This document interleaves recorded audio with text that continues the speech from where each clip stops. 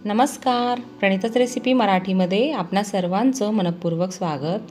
तर सध्या बाजारामध्ये भरपूर प्रमाणात कैऱ्या येत आहेत आणि या कैऱ्यांचा आपण एकही पदार्थ बनवला नाही असं होणारच नाही। तर आज आपण असाच एक चटपटीत आंबट गोड मसालेदार असा कैरीचा पदार्थ बनवत आहोत, तो म्हणजे गुळांबा। यामध्ये आपण गुळाचा वापर केलेला आहे, त्यामुळे तो अप्रतिम चवीचा आणि पौष्टिक तर आहेच। आपलासुद्धा गुळांबा खराब होतो का, त्याला बुरशी येते का, तर त्याची कारणेसुद्धा मी या व्हिडिओमध्ये सांगितलेली आहेत। आणि या रेसिपीने जर आपण हा गुळांबा बनवला तर साधारण 2 वर्षापर्यंत हा गुळांबा सहज टिकेल, अजिबात खराब होणार नाही। आणि पारंपरिक पद्धतीला छेद देत यामध्ये आपण जर काही मसालेसुद्धा वापरले तर अतिशय चटपटीत आणि अप्रतिम चवीचा हा गुळांबा तयार होतो। चला तर वेळ न घालवता हा गुळांबा कसा बनवायचा ते बघूया। पण तत्पूर्वी तुम्हाला एक विनंती, जर तुम्हाला माझ्या रेसिपीज आवडत असतील तर चॅनलला लाईक, शेअर आणि सबस्क्राईब नक्की करा। हा चटपटीत गुळांबा बनवण्यासाठी इथे मी घेतलेल्या आहेत 1 किलो तोतापुरी कैऱ्या। ह्या कैऱ्या आपल्याला बाजारात सहज मिळून जातात। कैऱ्या या प्रकारे कडक बघून घ्यायच्या। जर कैरी नरम असेल तर तशी कैरी हा गुळांबा बनवायसाठी घ्यायची नाही। आता ह्या कैऱ्या इथे मी स्वच्छ धुवून घेतलेल्या आहेत, स्वच्छ कापडाने पुसून घेतलेल्या आहेत। आणि आता आपल्याला या कैऱ्यांची साल काढून घ्यायची आहे या प्रकारे। तसं तर तुम्ही साल न काढता सुद्धा या कैऱ्या किसून घेऊ शकता, परंतु शिजल्यानंतर ही कैऱ्यांची साल आपल्याला थोडी डार्क रंगाची झालेली दिसते, त्यामुळे हा गुळांबा आपल्याला थोडासा काळसर वाटू शकतो। अशा पद्धतीने इथे मी 1 किलो कैऱ्यांची साल काढून घेतलेली आहे। आता या प्रकारे आपल्याला थोडी जाड किसणी घ्यायची आहे आपल्याकडे असेल तर, आणि त्यानेच या कैऱ्यांचा किस या प्रकारे पाडून घ्यायचा। अशी जाड किसणी असली तर छान असा लांबट आणि जाडसर हा कैरीचा किस तयार होतो आणि मग गुळांबा झाल्यावर सुद्धा हा खूप छान दिसतो। परंतु आपल्याकडे जर अशी किसणी नसेल तर जी असेल ती सुद्धा किसणी तुम्ही घेतली तरी चालेल, गुळांबा चवीला अप्रतिमच होतो। आता या पद्धतीने आपण या 1 किलो कैऱ्यांचा किस करून घेतलेला आहे। आता यातील ज्या गुठळ्या आहेत त्या आपण बाजूला केलेल्या आहेत, त्यामुळे साहजिकच हा किस 1 किलोपेक्षा कमी असणार आहे। नेहमीच्या गुळांब्यापेक्षा आपल्याला थोडा वेगळा म्हणजे मसालेदार असा गुळांबा बनवायचा आहे, तर यामध्ये मी काही मसाले घालणार आहेत। तर इथे मी साधारण 10 ते 12 लवंगा घेतलेल्या आहेत, 10 ते 12 मिरी घेतलेल्या आहेत आणि एक छोटा दालचिनीचा तुकडा घेतलेला आहे। आता आपल्याला हा मसाला छान असा थोडासा हलकासा भाजून घ्यायचा आहे, यातील आर्द्रता निघाली पाहिजे। त्यानंतर आपल्याला याला या प्रकारे बारीक पूडच्या स्वरूपात करून घ्यायचं आहे। आता इथे आपल्याला गॅसवर एक कढई ठेवायची आहे आणि आपण केलेल्या कैऱ्यांचा किस या प्रकारे एका वाटीने किंवा कपाने मोजून घ्यायचा आहे। तर इथे मी या कपाने हा किस मोजला असता हा साधारण 3.5 कप किस झालेला आहे। आता आपण गुळाचं प्रमाणसुद्धा यानुसार समप्रमाण वापरणार आहोत, म्हणजे 3.5 कप किस आहे तर 3.5 कप किसलेला गूळ आपल्याला घ्यायचा आहे। गूळ या प्रकारे छान असा बारीक किसून किंवा या प्रकारे तोडून घ्यायचा, म्हणजे आपलं जे माप आहे ते परफेक्ट येतं। आता जेवढा किस आणि जेवढा गूळ असं जर प्रमाण घेतलं तर जास्त गोड प्रमाणातही हा मुरब्बा तयार होणार नाही आणि आंबट चवीचा पण होणार नाही। गुळाचं किंवा साखरेचं प्रमाण तुम्ही मुरंबा बनवताना किती वापरता यावर सुद्धा या गुळांब्याचं लाईफ डिपेंड आहे, त्यामुळे आपण या प्रकारे किस मोजून घेणं जास्त सोयीस्कर ठरेल।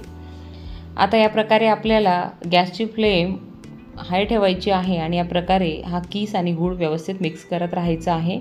एकसारखं या प्रकारे हलवत राहायचं आहे, नाहीतर मग गूळ बुडाला चिकटू शकतो आणि मुरब्बा आपला खराब होऊ शकतो।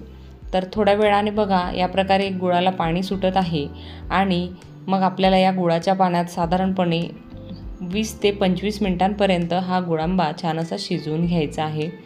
बघा या प्रकारे साधारण 10 मिनिटांनंतर गुळाचं संपूर्ण पाणी तयार झालेलं आहे आणि आता आपल्याला हे पाणी संपूर्ण आटवून घ्यायचं आहे, म्हणजे आपल्याला अगदी मधासारखा घट्टसर या गुळाचा पाक बनवून घ्यायचा आहे, जेणेकरून आपला गुळांबा हा साधारण 1 ते 2 वर्षांपर्यंत टिकायला मदत होईल। तर आपण मुलांसाठी डब्यावर द्यायलासुद्धा हा गुळांबा बनवून ठेवू शकता। शक्यतो असं कोणतंच मूल नाही की ज्याला हा गुळांबा आवडत नाही, कारण यामध्ये आंबट गोड चवीचं खूप छान असं कॉम्बिनेशन असतं। आणि आजचा तर हा गुळांबा यामध्ये आपण वेगळे मसाले पण वापरलेले आहेत, त्यामुळे अतिशय भन्नाट चवीचा हा गुळांबा तयार होतो. बघा, साधारण 20 मिनिटानंतर हा मुरब्बा आपल्याला या प्रकारे बघा घट्ट झालेला दिसत आहे. परंतु अजूनही हा गुळाचा पाक पातळ आहे, त्यामुळे या प्रकारे आपल्याला हाय फ्लेमवरच हा गुळांबा बनवून घ्यायचा आहे. हे मिश्रण आपल्याला या प्रकारे असं घट्टसर वाटलं की यामध्ये आपण मसाले घालायचे आहेत. आपण लवंग, मिरे आणि दालचिनी भाजून पावडर बनवलेली आहे ती यावेळी यामध्ये घालायची आहे. जर आपल्याला थोडं कमी तेज गुळांबा हवा असेल तर यातील तुम्ही अर्धा चमचाच पावडर घालायची आहे. चवीनुसार तिखट घालायचं आहे, एक साधारण 1 ते सव्वा चमचा. त्यानंतर हळद पावडर घालायची आहे अर्धा चमचा आणि अर्धा चमचा आपण काळं मीठ घातलं आहे, अर्धा चमचा साधं मीठ घातलं आहे आणि या प्रकारे हे सर्व मिश्रण आपल्याला एकजीव करून घ्यायचं आहे. काळ्या मिठामुळे सुद्धा या गुळांब्याची चव खूप छान येते. आता यामध्ये आपल्याला घालायची आहे इलायची पावडर, जे की मी साखरेमध्ये करून घेतलेली आहे. आता हा व्यवस्थित आपल्याला मिक्स करून घ्यायचा आहे आणि या प्रकारे आपल्याला बोटाने चेक करायचं आहे. साधारण एकतारीपेक्षा थोडासा हलकासा घट्ट पाक आपल्याला बनवायचा आहे. फारच एकतारी पाक जर आपण बनवला तरीसुद्धा या गुळांब्याला बुरशी येऊ शकते. बघा, या प्रकारे हा छान असा घट्टसर तयार झालेला आहे. आता आपण परत एकदा बोटाने चेक करून बघूया.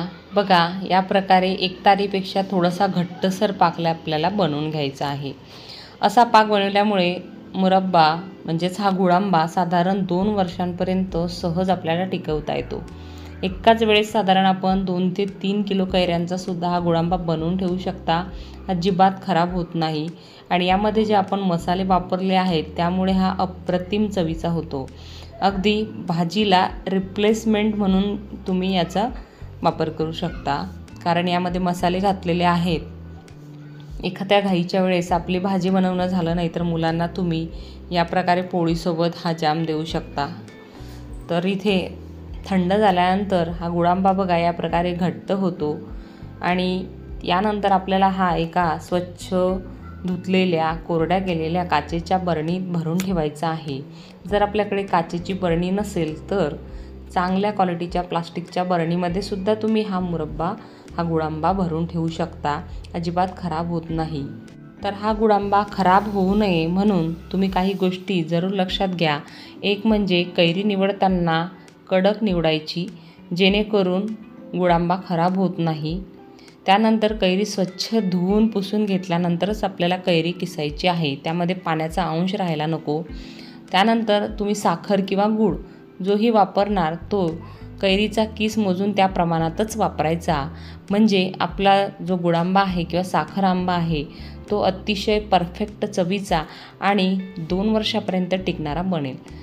त्यानंतर साखर आंबा किंवा गुळांबा तयार झाल्यानंतर काचेच्या स्वच्छ धुतलेल्या, पुसून घेतलेल्या, कोरड्या केलेल्या बरणीत ठेवायचा आणि घेताना नेहमी स्वच्छ धुतलेल्या चमच्याचा वापर करायचा, जेणेकरून गुळांबा वर्षानुवर्ष टिकेल. तर आजची ही रेसिपी तुम्हाला नक्कीच आवडली असेल. रेसिपी आवडली असेल तर नक्की करून बघा आणि अशाच पुढील वेगवेगळ्या रेसिपीज पाहण्यासाठी आपले चॅनल प्रणिताज रेसिपी मराठीला जरूर सबस्क्राईब करा. यापूर्वीसुद्धा आपल्या चॅनलवर कैरीचे वेगवेगळे पदार्थ मी अपलोड केलेले आहेत, नक्की बघा. ते पदार्थसुद्धा तुम्हाला खूप आवडतील. तर पुन्हा भेटूया अशाच एका नवीन छानशा रेसिपीमध्ये. आज वेळात वेळ काढून तुम्ही रेसिपी पाहिली त्याबद्दल तुम्हा सर्वांचे खूप खूप धन्यवाद. पुन्हा भेटूया अशाच एका नवीन छानशा रेसिपीमध्ये. धन्यवाद.